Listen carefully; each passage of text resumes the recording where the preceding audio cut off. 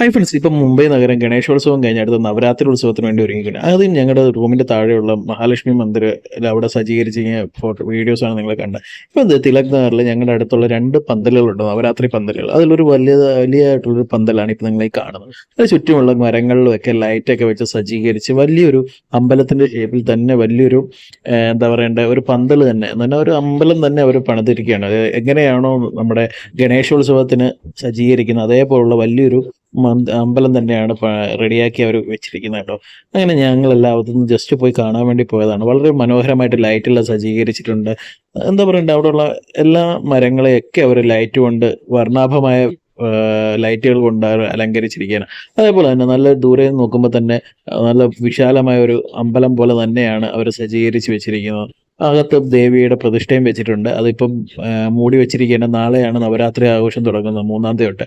അപ്പോഴേ അതിൻ്റെ ദർശനത്തിനുള്ള ബാക്കിയുള്ള ഇതെല്ലാം അവർ സജ്ജീകരിക്കത്തുള്ളൂ. ഞാൻ പതിയെ അങ്ങോട്ടൊക്കെ ഒന്ന് നടന്നു നോക്കിയായിരുന്നു, പക്ഷെ അവർ ആ മണ്ഡപത്തിൽ കയറി കഴിഞ്ഞപ്പോൾ ഇപ്പം കാണാൻ പറ്റില്ല എന്ന് പറഞ്ഞ് അപ്പോൾ പിന്നെ അവരുടെ ഇത് മാനിച്ചുകൊണ്ട് ഞാൻ അവിടുന്ന് ആ വീഡിയോ നിർത്തുകയൊക്കെ ചെയ്തായിരുന്നു കേട്ടോ. हाय फ्रेंड्स, आज मैं आप लोगों को दिखा रहा है मुंबई में अभी गणेशोत्सव का बाद अभी नवरात्रि का उत्सव चल रहा है। उसमें सजा हुआ पंदलों का बारे में बता रहा है। अभी तिलक नगर का ही मैं बता रहा है। आज हमारा तिलक नगर में मेरा जो रह रहा है उसका नीचे एक महालक्ष्मी का मंदिर है, वो भी पूरा सजा हुआ है नवरात्रि के लिए। और उसका इधर में 2 जगह है, एक तो लाल मैदान करके एक मैदान है, उधर में पूरा सजाता हुआ है। दूसरा पंदल है, पहले आप देखा था वो लाल मैदान का, वो बड़ा सा अंदर में देवी वगैरह को रखा हुआ है।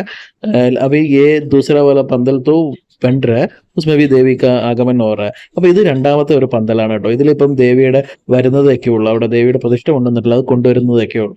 അപ്പം വളരെ മനോഹരമായി തന്നെ രണ്ടാമത്തെ പന്തൽ അവർ സജ്ജീകരിച്ചു. ഇനി എനിക്ക് ഇവിടെ കാണാനുള്ള 2 പന്തലുകളുണ്ട്, ഒന്ന് ജുഹൂലെയും ഒന്ന് ദാദറിലെയും. ഈ 2 പന്തലുകളും ഞാൻ പോയി കാണുന്നതായിരിക്കും. ഇതാണ് അങ്ങോട്ടുള്ളൊരു ദേവിയെ കൊണ്ടുവരുന്ന, ഈ നവരാത്രി പന്തലിലേക്കുള്ള ദേവിയെ കൊണ്ടുവരുന്ന ഒരു ചെറിയൊരു എഴുന്നള്ളത്ത് പോലെ. എന്ന് പറഞ്ഞാൽ അവിടെ കൊണ്ടുവരുന്നതിൻ്റെ ഒരു, നമ്മുടെ നാട്ടിൽ എഴുന്നള്ളത്ത് പോലെ വിഗ്രഹം കൊണ്ടുവരുന്ന പോലെ തന്നെ ഇവിടെയും വിഗ്രഹം കൊണ്ടുവരുന്നതിൻ്റെ ഒരു ചെറിയ എഴുന്നള്ളത്താണ്.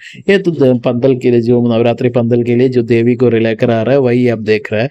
अच्छा से सजा हुआ एक देवी का मूर्ति वो लोग लेकर आ रहा है. നല്ലൊരു എന്താ പറയുക, നല്ല രീതിയിൽ സജ്ജീകരിച്ച ഒരു ദേവിയുടെ മൂർത്തി തന്നെയാണ് അവർ കൊണ്ട്. ഇതെല്ലാം ഒരു എക്കോ ഫ്രണ്ട്ലി ആയിട്ടുള്ള മൂർത്തികളാണ് ഇവിടെ ഇപ്പം കൂടുതൽ യൂസ് ചെയ്യുന്നത്, ഗണേശോത്സവത്തിനായാലും നവരാത്रि उत्सवത്തിനായാലും. अभी तो गणेशोत्सव और नवरात्रि उत्सव के लिए मुंबई में जो यूज कर रहा है वो मूर्ति पूरा എക്കോ ഫ്രണ്ട്ലി മൂർത്തി और अच्छा से सजा हुआ है. അപ്പം എനിക്ക് ഇവിടെ മുംബൈയിൽ കാണാനുള്ള 2 എണ്ണം, ഒന്ന് ദാദറിലെ ഒരു ബംഗാളി പന്തലുണ്ട്, അത് ബംഗാൾ പന്തലുണ്ട്, അതൊന്ന് കാണാൻ പോകണം. പിന്നെ ജുഹൂലെ ഫേമസ് ആയിട്ടുള്ള ശില്പ ഷെട്ടിയുടെയൊക്കെ ഒരു പന്തലുണ്ട്, അതും കാണാൻ പോകണമെന്ന് ആഗ്രഹമുണ്ട്, ബോളിവുഡ് പന്തൽ എന്ന് പറയും. അപ്പോൾ ഇത് 2 ഞാൻ എന്തായാലും പോയി കാണും. അതിൻ്റെ വീഡിയോസ് പറ്റുവാണെങ്കിൽ നിങ്ങൾക്ക് ഷെയർ ചെയ്യും.